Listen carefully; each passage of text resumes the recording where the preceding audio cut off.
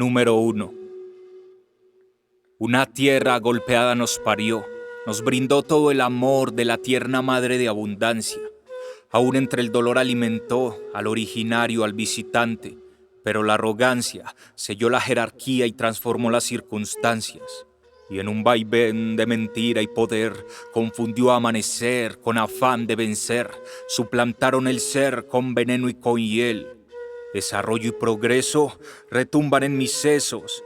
¿Qué mierda es eso? Mejor activo el olfato de sabueso. Quizás no salga ileso, pero así celebro que hoy estoy menos ciego.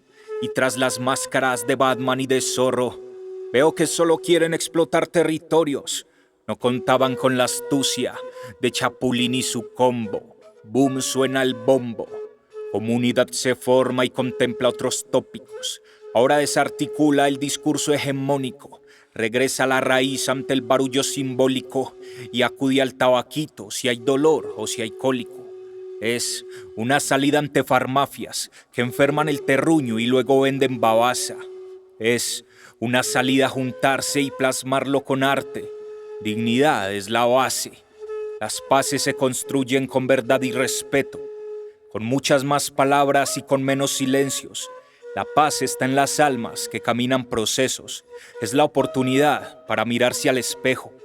Que líderes y lideresas luchen sin miedo.